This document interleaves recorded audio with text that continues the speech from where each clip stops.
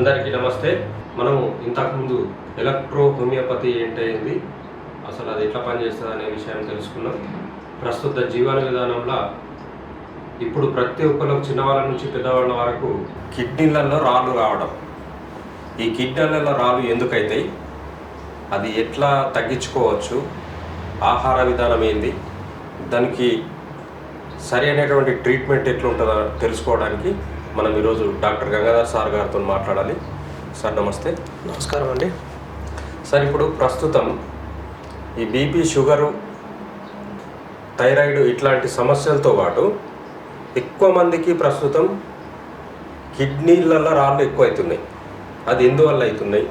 మనం ఏదైతే బాడీలో నుంచి water waste excess of amount of water and ఎక్కువ ఖనిజాలు ఉంటాయి కదా, అవి ఎక్కువగా మన కిడ్నీలలోకి వెళ్ళినప్పుడు యూరిక్ యాసిడ్ లెవెల్లో గాఢత ఎక్కువ, అంటే యూరిన్లో గాఢత పెరిగిపోవడం, అంటే calcium, oxalate, phosphate, uric acid ఇలాంటివి ఖనిజాలు ఎక్సెట్రా ఇలాంటి ఖనిజాలు ఏమవుతాయంటే కంబైండ్ అవుతాయి.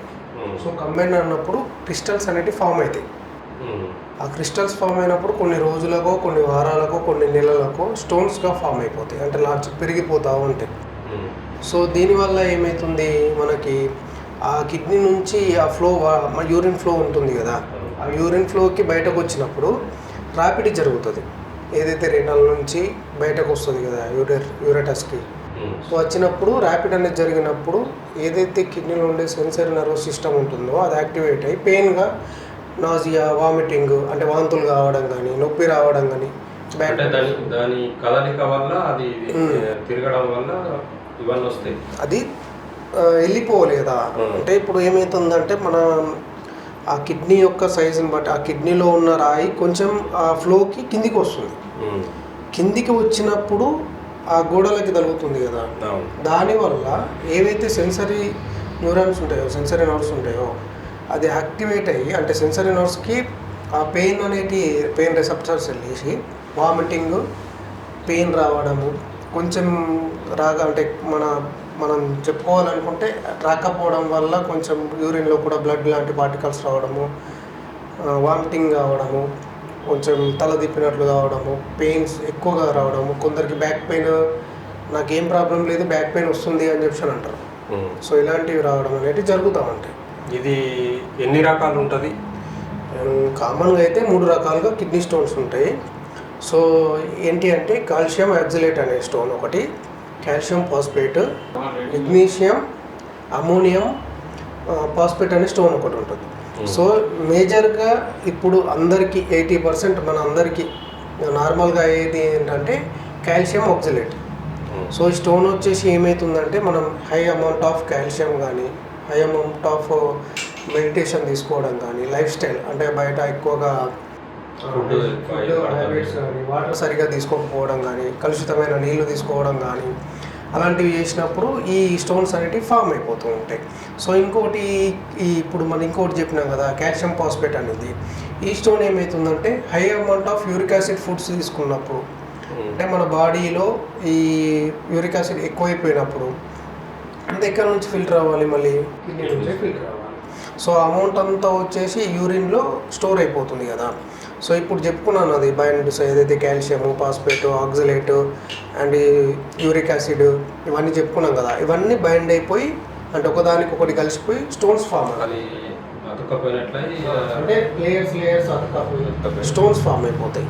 సో ఇంకొకటి వచ్చేసి మనం ఇప్పుడు చెప్పుకున్నాము మెగ్నీషియం, అమోనియం ఫాస్ఫేట్ అని చెప్పాను. ఈ స్టోన్ ఏమవుతుంది అంటే ఇన్ఫెక్షన్స్ అంటాం మనం, bacterial infection, contact or non contact infections, అంటే సరిగ్గా వాష్ చేసుకోకపోవడం కానీ ఇలాంటివి జరిగినప్పుడు బ్యాక్టీరియల్ ఇన్ఫెక్షన్ అయినప్పుడు ఈ స్టోన్స్ అనేవి ఫామ్ అవుతాయి.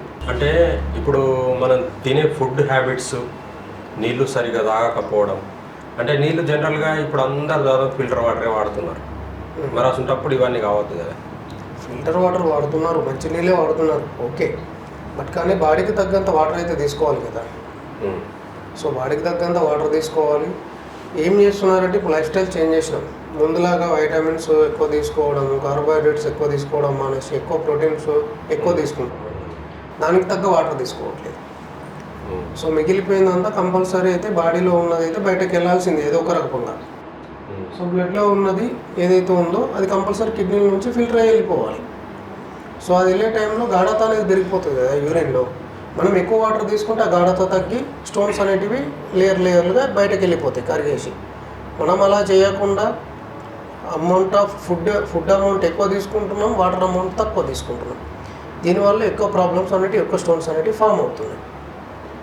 మళ్ళీ కూర్చుండే ఉండడం ఇలాంటివి, అంటే ఎలా అంటే ప్రెషర్ పడుతుంది కిడ్నీ పైన, కూర్చుండే ఉండడము. సో కరెక్ట్ ఫ్లో రాకపోవడం. కొందరు ఏం చేస్తారంటే బిజీ షెడ్యూల్లో, అంటే వాళ్ళ వర్క్లో వాళ్ళకు యూరినేషన్ అవుతున్నా కానీ, అంటే సిమ్టమ్స్ వచ్చినా కానీ ఆపేసుకుంటారు. దానివల్ల ఏమవుతుంది, ఆ బ్లాడర్లో నుంచి ఆ యూరేటస్ నుంచి మళ్ళీ కిడ్నీలోకి ఫ్లో, అంటే రిటర్న్ ఫ్లో అవుతుంది. రిటర్న్ ఫ్లో అయినప్పుడు బ్యాక్టీరియల్ ఫంక్షన్ ఖచ్చితంగా అయితే ఇన్ఫెక్షన్ జరుగుతుంది. దానివల్ల కూడా కిడ్నీస్ ఫెయిల్ అయ్యే అవకాశాలు కూడా ఎక్కువ ఉంటాయి. అంటే అట్లా యూరినేషన్ వస్తుంది అన్నప్పుడు ఆపద్దు, కంపల్సరీ తీసుకెళ్ళిపోయి కంపల్సరీ మనం దాన్ని కంపల్సరీ ఎగ్జిట్ చేయాల్సిందే, అంటే బయటకు వదిలేసాల్సిందే కదా. ఇప్పుడు ఆఫీసులలో ఏసీలు పెట్టుకొని ఇంకా అది కూడా కొంచెం యాక్చువల్లీ ఏమవుతుందంటే ఏసీలు పెట్టుకుంటున్నాము, ఏసీలు పెట్టుకొని మనకు అంత దాహం కూడా అవుతలేదు. మనం ఏం చేస్తున్నాం అంటే నార్మల్గా మాస్గా మాట్లాడడం అంటే తప్పిగా కూడా అవుతలేదు. మళ్ళీ జనరల్గా మనం ఎక్కువసేపు కూర్చుంటే కూడా హీట్ పెరిగినప్పుడు వాటర్ తాగరు. ఇప్పుడు డ్రైవింగ్ చేసేటోళ్ళు కూడా దాదాపు కొన్ని వందల కిలోమీటర్లు పోయినప్పుడు సరిగా వాటర్ తాగరు. అది కూడా ఒక పాయింట్గానే అనుకోవాలి మనం. మళ్ళీ ఏం చేస్తున్నారంటే ఇప్పుడున్న సిచ్యువేషన్లో కరెక్ట్ విటమిన్స్ తీసుకోకుండా ఎక్కువగా ప్రోటీన్ తీసుకుంటున్నారు. అంటే అనవసరంగా అంటే ఎంత తీసుకోవాలో అంత లేకుండా ఎక్కువగా తీసుకుంటున్నారు కదా. అంటే ఇప్పుడు పని చేసే దగ్గర కానీ ఇప్పుడు ఆఫీసులలో సరిగా అది మన అవసరానికి తగ్గట్టు ఫుడ్ దొరకక అట్లా తీసుకుంటున్నారేమో. ఇప్పుడు బ్యాలెన్స్డ్గా మనం ఫుడ్ ఎట్లా తీసుకుంటే కరెక్ట్గా ఇదవుతుంది? బ్యాలెన్స్డ్గా అంటే ఏం లేదండి, చిన్న సింపుల్ ఏంటి అంటే ఫుడ్ అంటే ఎక్కువ మోతాదులో ప్రోటీన్స్ కానీ కార్బోహైడ్రేట్స్ కానీ తీసుకోకుండా వైటమిన్స్ ఎక్కువ మోతాదులో తీసుకోవాలి. ఈ ప్రోటీన్స్ అనేది కార్బోహైడ్రేట్స్ బాడీకి తగ్గట్లు తీసుకుంటే బెటర్. అంటే ఎక్కువ వర్క్ చేసేవాళ్ళు ఎక్కువ తీసుకున్నా పర్లేదు, వాళ్ళు మళ్ళీ తర్వాత వర్క్లో దాన్ని మొత్తం అంతా తీసేస్తారు. కానీ మనం ఇప్పుడు సిట్టింగ్ జాబ్స్ ఉన్న వాళ్ళు కానీ, లేదంటే జాబ్ లేని వాళ్ళు కానీ, రిటైర్ అయిన వాళ్ళు కానీ తక్కువ తీసుకోవడం బెటర్. అంటే లైఫ్ స్టైల్ని చేంజ్ చేసుకోవడం బెటర్. అంటే మనం తినే ఫుడ్, వాటర్ తాగడం చేంజ్ చేసుకోవాలి. వాటర్ అనేది ఇంటేక్ అనేది కంపల్సరీ ఉండాలి. మినిమం 2 లీటర్స్ మినిమం అనుకుందాం. యావరేజ్ అంటే ఇద్దరికి, ఆడవాళ్ళకి మగవాళ్ళకి కలిపి ఒక 2 లీటర్ మినిమం అనుకుందాం. మ్యాక్సిమం 4 లీటర్ లోపు తీసుకోవాలి. ఎక్కువ తీసుకున్నా ఇబ్బంది, తక్కువ తీసుకున్నా ఇబ్బంది. ఎందుకంటే తక్కువ తీసుకుంటే గాఢత తగ్గదు, ఎక్కువ తీసుకుంటేనేమో కిడ్నీల మీద లోడ్ ఎక్కువ పడుతుంది. జనరల్గా మన ఫుడ్ తినేటప్పుడు మేము 1 లీటర్ తాగినాము, అర్ధ లీటర్ తాగినాము, తినేటప్పుడు మంచి అది తిన్నాక ఒక ముంతేడు తాగినా అని ఇట్లా చెప్తారు. అది ఎంతవరకు కరెక్ట్? చాలా తీసుకోవచ్చు. అసలు అట్లా తీసుకోవద్దు. ఫుడ్ తీసుకునేటప్పుడు అసలు వాటరే తీసుకోవద్దు. దానివల్ల అంటే కిడ్నీల సమస్యలు అనే కాదు, గ్యాస్ట్రిషన్ సమస్యలు కూడా ఎక్కువైపోతాయి. సో మనకి ఏదైతే యాసిడ్ ఉంటుంది కదా, యాసిడ్ కూడా ఎక్కువ డైల్యూట్ అయిపోయి అరగదీయదు మనకు. అంటే దాన్ని తగ్గిపోతుంది. ఫుడ్ పార్టికల్స్ అనేటివి విడిపోకుండా ఏమైపోతాయి, ఇంకా లోపట్ల యాసిడ్స్ ఫామ్ అవ్వడము, గ్యాసెస్ ఫామ్ అవ్వడం, ఆ ఆరోగ్య సమస్యలు కూడా ఎక్కువైపోతాయి. మళ్ళీ గ్యాస్ట్రిషన్ ప్రాబ్లమ్స్ కూడా ఎక్కువైపోతాయి. ఇప్పుడు మనం భోజనం చేసేటప్పుడు వాటర్ తీసుకోవద్దు అని అన్నారు కదా, వాటర్ ఎట్లా తాగితే బాగుంటుంది? అంటే అందరు తాగుతారు, తాగే విధానంలో కొంచెం చేంజ్ చేసుకోవాలన్నారు కదా, అది ఎట్లా తీసుకుంటే బాగుంటుంది? యాక్చువల్లీ అందరం ఎట్లా తాగుతాము అంటే వాటర్ ఫస్ట్ ఫుడ్ తీసుకుంటున్నామా, మధ్యలో వాటర్ తీసుకుంటూ ఫుడ్ తీసుకుంటూ రెండింటిని మిక్స్ చేసేస్తుంటాం. సో అరగంగా కూడా చేయడం తప్పు. మళ్ళీ అలా కాదని చెప్పి నేను తినేసిన తర్వాత నా తినడం అయిపోయింది అని చెప్పి నేను ఒకటేసారి 1 లీటర్ వాటర్ తీసుకోవడం, 1/2 లీటర్ వాటర్ తీసుకోవడం కూడా తప్పే.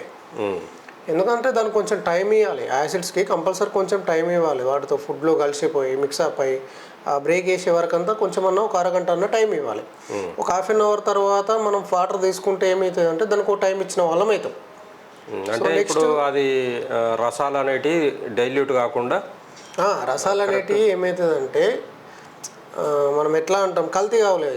అదే భాషలు చెప్పాలంటే కల్తీ కాకుండా ఉంటాయి, మంచిగా గాఢంగా ఉంటాయి, మంచిగా బ్రేక్ అయిపోతుంది. తీసుకున్న ఫుడ్ అనేది కూడా కరెక్ట్గా బాడీకి కూడా కరెక్ట్గా అబ్జర్వ్ అవుతుంది. సో దాని రకంగా మళ్ళీ వాటర్ ఇప్పుడు తిన్న తర్వాత ఒక హాఫ్ అన్ అవర్కి వాటర్ తీసుకుంటాము. ఎక్కువ తీసుకోవచ్చా అంటే 1 లీటర్ తాగేయచ్చా, హాఫ్ లీటర్ తాగేయచ్చా అంటే అలా కూడా తాగకూడదు. ఎందుకు ఎక్కువ తాగొద్దు అని చెప్పానంటే వెయిట్ పడుతుంది. కొంచెం కొంచెం తాగాలి. ఒక 100 ml 200 ml అట్లా కొంచెం ఒక 5 minutes గ్యాప్ ఇచ్చి మళ్ళీ 200 ml 100 ml కొంచెం కొంచెం వాటర్ తీసుకుంటూ పోతే మెయిన్గా ఎక్కువ రోగాలు అనేటివి కూడా వచ్చేటి వాటర్ మేనేజ్మెంట్ చేయకపోవడం వల్లనే. అది చేస్తూ ఉంటే మనకు అవి కూడా కొంచెం తగ్గిపోతుంది. అంటే మనం కూడా ఎక్కువ రోగాల బారిన పడకుండా ఉంటాం. కొంచెం కొంచెం తీసుకుంటూ ఉండాలి. 2 లీటర్స్ నుంచి 4 లీటర్స్ వరకు డే మొత్తంలో. ఒకటేసారి నేను రోజు మొత్తం నేను యుద్ధం చేసినట్లు ప్రొద్దున్నే ఒక 4 లీటర్లు తాగేస్తా, సాయంత్రం దాకా తాగాను. జనరల్గా లేవంగానే గరం నీళ్ళు పెట్టుకొని గరం నీళ్ళల్లో నిమ్మకాయ తేనె వేసుకొని తాగుతారు. 2 లీటర్లు తాగినా 3 లీటర్లు తాగుతారు. అది ఎంతవరకు సేఫ్టీ? అట్లా ఎప్పుడు తాగొద్దండి. ఇప్పుడు నిమ్మకాయలు తేనె అనేది ఓకే, ఇప్పుడు చెప్తున్నారు ఓకే తాగుతున్నారు. దాన్ని అయితే నాకు తెలిసినంత వరకు అయితే నేనైతే దాన్ని ఇప్పుడు ఎంకరేజ్ చేయట్లేదు. సో వాటర్ తీసుకోవాలి పరిగడుపున. ఎంత తీసుకోవాలి? ఒక 200 ml తీసుకోవాలి. ప్లెంటీ వాటర్ తీసుకోవాలి. మరీ వేడి వేడి కాకుండా మరీ కూల్ కాకుండా ప్లెంటీ వాటర్, కొంచెం గోరువెచ్చగా నీళ్ళు తీసుకోవాలి. ఎంటీ స్టమక్ తోటి బెటర్. తర్వాత కొన్ని తీసుకుంటూ వెళ్ళాలి అంతే. టైంని బట్టి తిన్న తర్వాత కొంచెము, తినకముందు మధ్యాహ్నం కొంచెం అట్లా తీసుకుంటూ వెళ్ళాలి వాటర్ని. అంతేగాని యుద్ధం చేసినట్లు ప్రొద్దున్నే ఒక 2 లీటర్లు తాగేస్తా, నేను నైట్కి ఒక 2 లీటర్లు తాగేస్తా, మధ్యలో అసలే తాగా, నేను మార్కెటింగ్ చేస్తున్నా లేకపోతే జాబ్ చేస్తున్నా, నాకు తాగడానికి రాదు, నాకు వాష్ పోవడానికి ఇబ్బంది అవుతుంది, వాష్రూమ్స్ లేవు ఆ ఏరియాలో అని అనుకొని మాత్రం చేయదు. అది తర్వాత నీ కష్టం నీకే. కానీ బాడీకి మాత్రం అవన్నీ ఏం తెలియదు. కంపల్సరీ వాటర్ అనేది డే మొత్తంలో ఒక 2 to 4 లీటర్స్ వరకు తీసుకోవాలి అంతే. అంటే ఏ ఏజ్ గ్రూప్ వాళ్ళు ఎంత తాగాలి? ఏజ్ని బట్టి గ్రూపుని బట్టి అంటే చిన్నపిల్లలు అంటే వాళ్ళ ఏజ్ని బట్టి వెయిట్ని బట్టి, మెయిన్గా వెయిట్ని బట్టి వాటర్ మేనేజ్మెంట్ చేసుకుంటాం. వెయిట్ని బట్టి చిన్నపిల్లలు ఉంటే 1 లీటర్ నుంచి ఎనఫ్, ఒక హాఫ్ లీటరు అంటే మరీ చిన్నపిల్లలు హాఫ్ లీటర్ అలా తాగుతూ ఉంటారు. ఇక తర్వాత కొంచెం టీనేజ్ నుంచి అందరూ మినిమం 2 to 5 లీటర్ 4 లీటర్స్ వరకు తాగాలి, సరిపోతుంది. ఇప్పుడు మనము ఈ కిడ్నీల రాళ్ళు కావద్దు అని ముందే అది కాకుండా చేసుకోవడానికి ఎట్లాంటి ఆహార పదార్థాలు తీసుకోవాలి? ఇది మంచి క్వశ్చన్. అసలు ఏంటంటే కిడ్నీలలో రాళ్ళు అవుతున్నాయి అనేది ఫస్ట్ అయ్యేదాకా తెలియదు ఎవరికి. అవును, నొప్పి వస్తుంది. ఇప్పుడు మనకు అవగాహన లేక, అంటే కొంచెం మనం ఇలా అంటున్నాను నేను, ఏమనుకోకండి, అవగాహన లేక యాక్చువల్లీ కొందరికి బ్యాక్ పెయిన్ వస్తుంది కిడ్నీల రాళ్ళతోటి. అంటే ట్రావెల్ చేస్తూ ఉంటుంది వెనుక నుంచి ముందుకి, కొంచెం ముందు నుంచి వెనక్కి. అంటే పర్టికులర్ ఆ ఏరియా ఎక్కడైతే కిడ్నీలో రాయి ఉందో ఆ ఏరియాని బట్టి పెయిన్ అనేది మనకు సిమ్టమ్ చూపెడతా ఉంటుంది. సో ఏం చేస్తాము అంటే సెల్ఫ్ ట్రీట్మెంట్ చేసుకుంటున్నాం. పెయిన్ వస్తుంది, నాకు బ్యాక్ పెయిన్ కావచ్చు, నేను ఈరోజు ఫుల్ కష్టపడ్డా, నేను మస్తు అలసిపోయేంత వరకు కష్టపడ్డా, సో నాకు బ్యాక్ పెయిన్ వచ్చింది, ఒక పెయిన్ కిల్లర్ వేసుకొని పడుకుంటే తగ్గిపోతుంది అని చెప్పి మనం అనుకుంటాం. యాక్చువల్ నిజానికి ఒకటే ఆ టైంలో మనం ఎట్లా మర్చిపోతున్నారు అంటే నేను వాటర్ సరిగ్గా తీసుకుంటట్లేదు కొన్ని రోజుల నుంచి, అందుకే నొప్పి వస్తుంది అనేది మనం ఒక థాట్ పోదు.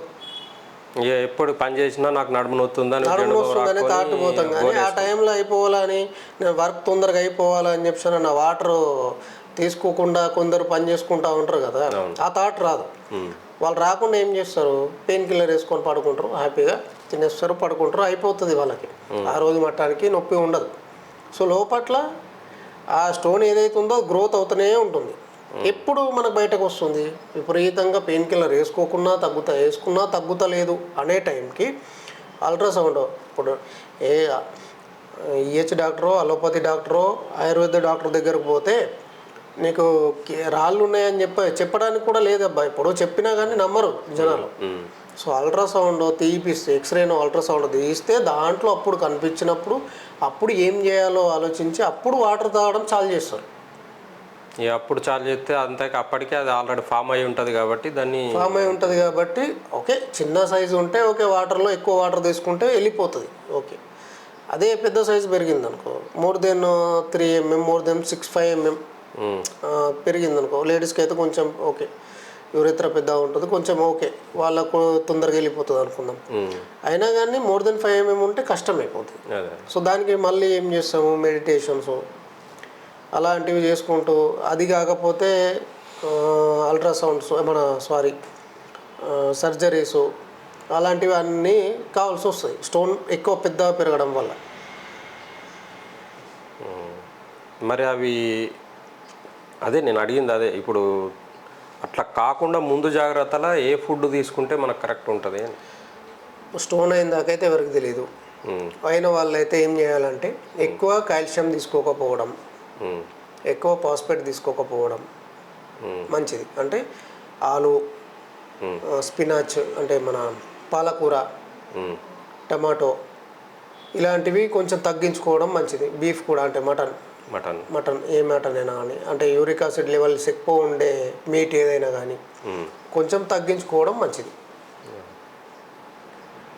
ఇప్పుడు మీ దగ్గరికి వచ్చిన పేషెంట్లలో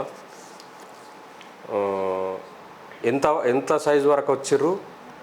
అది తగ్గినాయా ఇప్పటివరకు? ఎవరికన్నా తగ్గినాయి? ఇప్పటివరకు చాలామందికి అయితే తగ్గినాయి.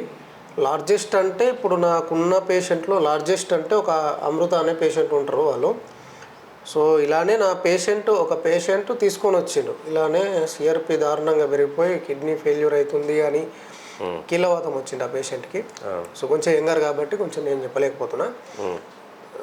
సో ఆ పేషెంట్ కొంచెం డెత్ అవుతాడు అనే పొజిషన్కి వెళ్ళిండు అని చెప్పానని వచ్చిండు.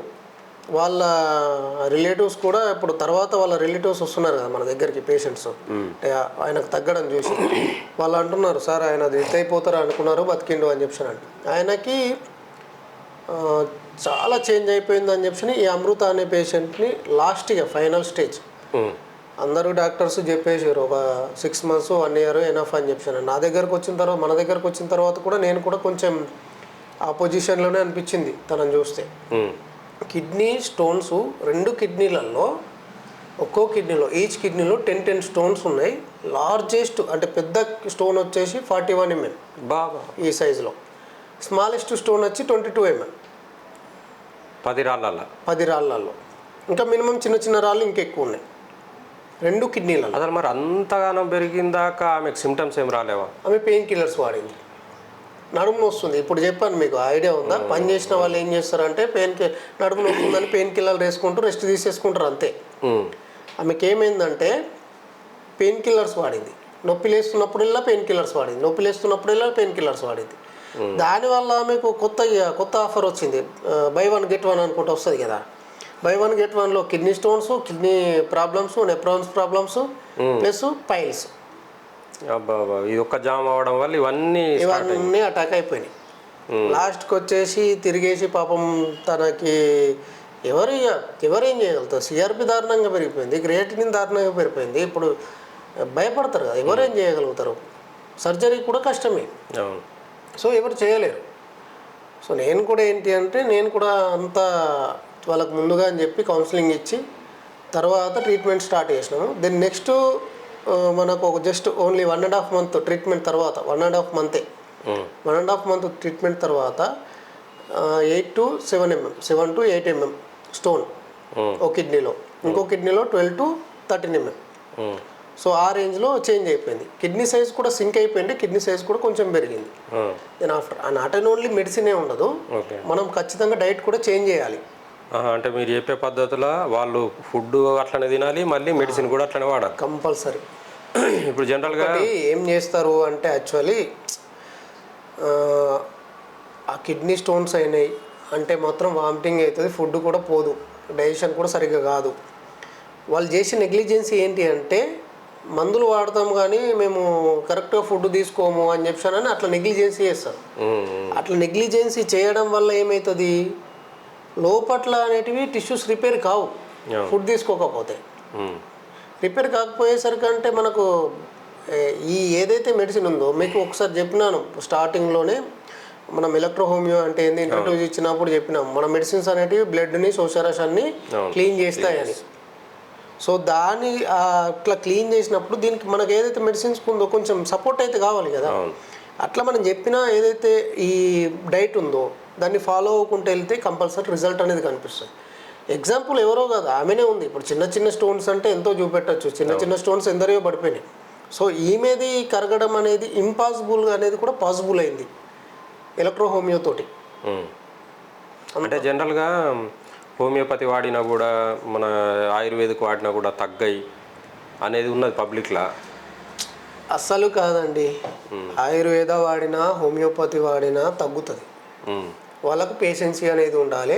ఎవరైతే పర్టికులర్ సిస్టమ్కి ఆ డాక్టర్ ఎవరైతే ఉన్నారో ఆయన చెప్పినట్లు కరెక్ట్గా అయినా కరెక్ట్గా వాడితే కంపల్సరీ తగ్గుతుంది. ఎందుకు తగ్గదు? మరి ఇప్పటి వరకు ఈ మెడిసిన్ ఎలక్ట్రో హోమియోపతి ఇంత మంచిగా పనిచేస్తుందని ఎందుకు ప్రచారం చేయలేకపోయారు? ఫస్ట్ ఆఫ్ ఆల్ నాకు నమ్మకం రావాలి, అంటే ఆ రిజల్ట్ అనేది ఫస్ట్ రావాలి. ఎందుకు అంటే ఇప్పుడు నేను రాగానే ఇప్పుడు నా గురువు ఎవరైతే ఉన్నారో ఆయనకు వచ్చింది, ఆయన సెల్ఫ్ అంటే ఆన్ టేబుల్ రిజల్ట్ అనేది చూసిండు. నేను కూడా చూడాలి కదా. ఎందుకంటే ఇప్పుడు నేను స్టార్టింగ్లో ఒక పేషెంట్కు అంటే ట్రీట్మెంట్ ఇస్తున్నాను అనుకోండి. ఆ పేషెంట్ ఒక నలుగురు వచ్చిర్రు నా దగ్గరికి. ఆ నలుగురులో ఒక ఇద్దరు మాత్రమే పేషెన్సీగా నేను చెప్పేంత వరకు ఆగిర్రు. ఆగిన వాళ్ళకి రిజల్ట్ అనేది 100% వచ్చింది. వాళ్ళు కరెక్ట్గా మెడిసిన్ ఎప్పుడు తీసుకోవాలి, కరెక్ట్గా డైట్ ప్లానింగ్ అన్నీ ఫాలో అయిన తర్వాత వాళ్ళకి మంచి రిజల్ట్ వచ్చింది. మంచి రిజల్ట్ వచ్చిన తర్వాతనే ఇప్పుడు నాకు ఒక్కో పేషెంట్ ఒక్కో 10 మంది పేషెంట్లకి అంటే వేరే వాళ్ళకి ఒక ఫ్యామిలీ, ఆ ఫ్యామిలీ ఇంకో ఫ్యామిలీ అలా అనుకుంటే ఇప్పుడు నా ప్రాక్టీస్ అయితే బెటర్గా వెళ్ళిపోయింది. ఎలక్ట్రో హోమియో ఇంతవరకు పనిచేస్తుంది, ఖచ్చితంగా పని చేస్తుంది. అంటే జనాలకు ఎలా ఉందంటే అసలు ఇది ఏంది, ఈ మెడిసిన్ ఏంది, ఇప్పుడు కొత్త కొత్త కంపెనీలు వస్తున్నాయి, అట్లేమన్నా ఇది ఒక కంపెనీ, ఇదేమన్నా డిఫరెంట్ ఏదో కెమికల్సా అనే ఒక అపోహతో ఉన్నారు.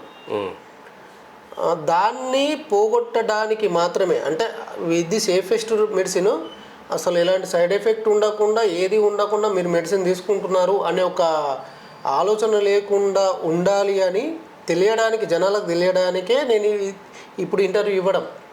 ఇంకో మోటో ఏంటంటే ఇప్పుడు నేను స్టార్టింగ్లో కొంచెం వేళ్ళ పైన పేషెంట్ని చూసినాను, ఇప్పుడు కొంచెం పెరుగుతుంది. సో పేషెంట్స్ పెరుగుతున్నారు, ఎలక్ట్రో హోమియోనే వాడుతున్నా నేను.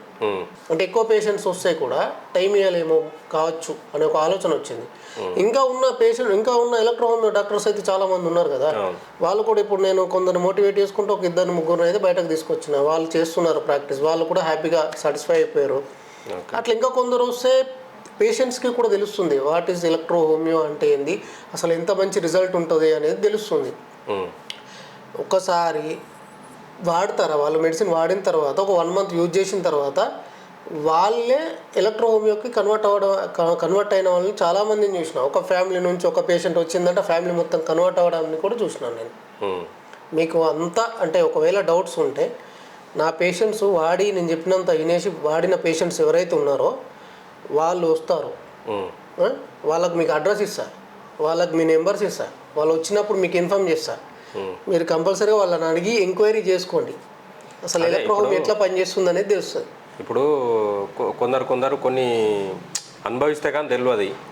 ఇప్పుడు వాళ్ళు ప్రాక్టికల్ నేను కూడా కొందరు పేషెంట్స్ వచ్చినప్పుడు నేను జనరల్గా మాట్లాడినప్పుడు అంటున్నారు అనమాట, సార్ ఆ మెడిసిన్స్కి ఈ మెడిసిన్స్కి చాలా డిఫరెంట్ ఉంది, ఒక్కటే వాళ్ళు చేయాల్సింది ఏంటంటే ఓపికతోనే ఉండాలి, మినిమం ఓపిక పడితే ఖచ్చితంగా రిజల్ట్ ఉంది అని వాళ్ళు చెప్పారు. అవునండి, ఎందుకంటే మన మెడిసిన్ వచ్చేసి ఏదో సిమ్టమ్ పైన పనిచేయదు కదా. అవును, రూట్ కాజ్ మీద పనిచేస్తుంది, ఏదైతే ఉందో వేర్ల పైన పనిచేస్తుంది. ఆ ప్రాబ్లం ఏదైతే ఉందో ఆ ప్రాబ్లమ్ని తీసేయడానికి వర్క్ చేస్తుంది కదా. ఇప్పుడు మీకు ఒక ఎగ్జాంపుల్ ఇప్పుడే చెప్పినాను, పేషెంట్ అమృత పేషెంట్ది అంత పెద్ద స్టోన్స్ అంత ఉండగా కూడా ఆమె అంత ఇబ్బంది పడ్డది. సో ఇప్పుడు అంత మంచి రిజల్ట్ వచ్చింది ఆమెకు. అంతకంటే ముందు ఇంకెందరో ఉన్నారు. ఇప్పుడు ఇంకో కావాలనుకుంటే పీసీఓఎస్ ప్రాబ్లంలో కూడా చాలామంది, ఫెర్టిలిటీ అయితే నా దగ్గర ఫెర్టిలిటీ వాళ్ళు అయితే ఇప్పటివరకు ఒకళ్ళు కన్ఫర్మ్ కాలేదు అనేటోళ్ళు లేరు. ఇప్పటివరకు ఎంతమంది అయి ఉంటారు? ఇప్పటివరకు అనుకుంటే థౌజండ్స్ ఆఫ్ చూసుకోవచ్చు. బట్ కాకపోతే అయితే చెప్పిన వాళ్ళే అవుతారు, కరెక్ట్ విన్న వాళ్ళే అవుతారు. అంటే అంటే మెడిసిన్ వాడుతున్నామా మన ఇష్టం ఉన్నట్లు ఉన్నామా అంటే కాదు. మెడిసిన్ వాడాలి, డైట్ ఫాలో కావాలి, ప్లస్ టైమింగ్స్ అనేటివి కంపల్సరీ ఫాలో కావాలి. అంటే ఇప్పుడు మళ్ళీ పాత జీవన విధానం ఏదైతుందో దాని రూట్స్ అన్ని క్లియర్ చేసి అంత సెటప్ చేస్తే కానీ సెట్ కాదన్నమాట. ఇది అంత ఆగమాగమైన దాన్ని సెట్ చేస్తారు మీరు. అవును, ఖచ్చితంగా. దాహం అవుతుంది, ఒక వాటర్ బాటిల్ తీసుకుంటే ఎంత 20 రూపీస్, అదే 10 రూపీస్ పెడితే కూల్ డ్రింక్ బాటిల్స్ వస్తున్నాయి, తాగిద్దాం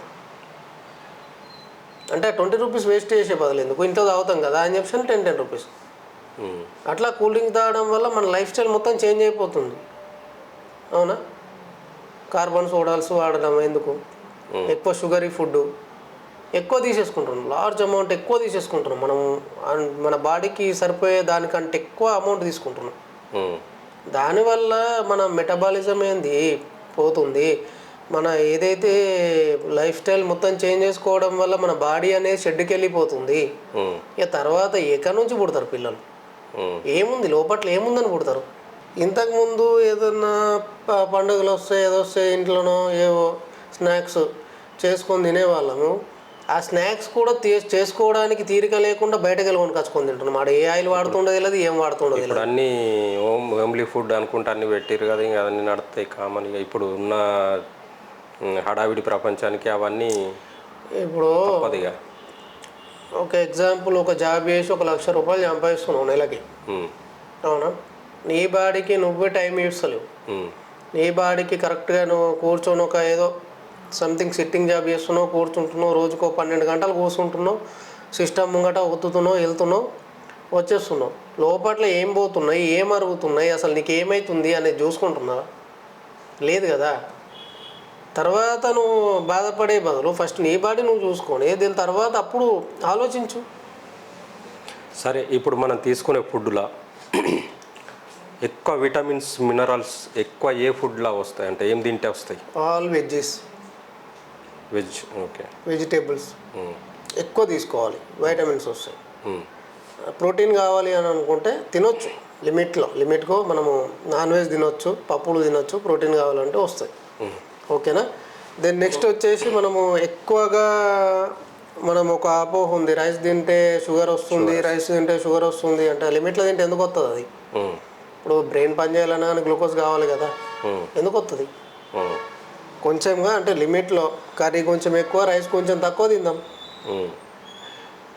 తగ్గిపోతుంది. పాత కొంచెం తినండి, మనం అన్నీ తినాలి. లైఫ్ స్టైల్ ఇప్పుడు లైఫ్ స్టైల్ని బట్టి మనం కూడా చేంజ్ కావాలి, కానీ మరీ మొత్తం అటే పోకుండా కొంచెం ఇటు కూడా ఉంటే బెటర్గా మన హెల్త్ని కూడా కాపాడుకొని, కాపాడుకోమా తర్వాత విషయం, కానీ మనమైతే కొంచెం అన్నా కానీ అంటే మన ప్రమేయం అయితే ఖచ్చితంగా ఉండాలి. కొన్ని రోజులు ఉన్నన్ని రోజులు అన్నా కానీ కొంచెం బెటర్గా ఉంటాం అన్నట్లు. ఏమవుతుంది అంటే అన్నీ తినేసి పొద్దున్న లేవని ఒక షుగర్ గోళీ, బీపీ గోళీ, థైరాయిడ్ గోళీ అవి వేసుకొని ఆ గోళీలు వేసుకున్నామని చెప్పి ఒక నొప్పుల గోళీ అట్లా వేసుకున్న బాధపడే బదులు కొంచెం లైట్గా డైట్ కొంచెం మెయింటైన్ చేసుకుంటూ, అంటే ఈ మందులకు పెట్టే అమౌంట్ ఏదైతుందో ఫుడ్ మీద పెడితే కొంచెం ఫుడ్ మీద పెట్టుకొని కొంచెం డైట్గా ఫాలో అయితే లైఫ్ స్టైల్ చేంజ్ మరీ అంత డ్రాస్టిక్ ఒకటేసారి చేంజ్ అవుతుందని నేను చెప్పలేము. ఎందుకంటే మనం ఆ మంచి లెవెల్ నుంచి ఎట్లయితే ఇప్పుడు ఈ లెవెల్కి వెళ్ళిపోవడానికి ఎంత అయితే టైం పట్టిందో మళ్ళీ ఆ టైంకి వెళ్ళిపోవడానికి కూడా టైం పడుతుంది. కొంచెంగా మనం కూడా చేంజ్ చేసుకోవాలి, అంతే. ఈ సమస్యతోని ఎన్ని రోజుల నుంచి మీరు ఇబ్బంది పడ్డారు? 6 నెలలు అవుతుంది. అంటే ముందు ఎన్ని రోజులు అయింది నీకు ఇవి తయారైనట్లు ఎట్లా తెలిసింది అంటున్నా? అంటే కడుపు నొప్పి లేస్తుందని ఆర్మూర్లో హాస్పిటల్కి వెళ్ళినాం. అట్లా తెలిసింది మీ కిడ్నీలో రాళ్ళు ఉన్నాయని తెలిసింది. ఇక దాని ద్వారా ఏం లేదని ఒక 6 to 8 months నుంచి తిరిగినాం. పెద్ద హాస్పిటల్లో ఏమున్నాయో అన్నీ తిరిగినాం. అందరు ఏమని చెప్పారు, ఓన్లీ ఇక లాస్ట్కి వచ్చేసరికి 6 months 1 year అని చెప్పారు. మా అమ్మకు 6 months 1 year అంతే, ఏం చెప్పలేము. ఒకవేళ ఆపరేషన్కి ఒప్పుకున్నా కానీ గ్యారంటీ ఇవ్వలే. పెద్ద హాస్పిటల్లో గ్యారంటీ ఇవ్వలే. మా పెరిగిట్లనే, మాది విలేజ్ పెరిగిట్లనే మా ఫ్రెండ్ ఉంటాడు కళ్యాణ్ అని. ఆ ఫ్రెండ్ కూడా ఇట్లనే ప్రాబ్లం వస్తే కీళ్ళ నొప్పులు అన్నీ ఉంటే ఆయన కూడా ఇదే లాస్ట్ స్టేజ్ వరకు వస్తే ఇక్కడికి అతను ఇంకా వేరే ద్వారా తెలిసింది. ఇక్కడికి వచ్చి ఆయన మంచి అయ్యిండు. ఇక ఆయన చెప్పంగానే అన్నీ చూసినాం, వీడికి ఎందుకు పోదని వచ్చినుంటిమి. వచ్చి చూస్తే ఇక 2 months అవుతున్నది, దగ్గర దగ్గర 2 months అనుకోండి. 2 monthsలో ఇదంతా రిజల్ట్. ఇక మా అమ్మ ఎట్లుందమ్మా ఇప్పుడు? మంచిగా తగ్గిన నీకు ఎట్లున్నదో క్లియర్ కట్గా చెప్పు. కడుపులో నొప్పి అంత తగ్గిపోయింది, తగ్గిపోయింది. మంచిగా అన్ని ఫ్రీ అయిపోయినాయా మంచిగా? అవును. అప్పుడున్నంత సీరియస్ లేదు ఇక. లేదు.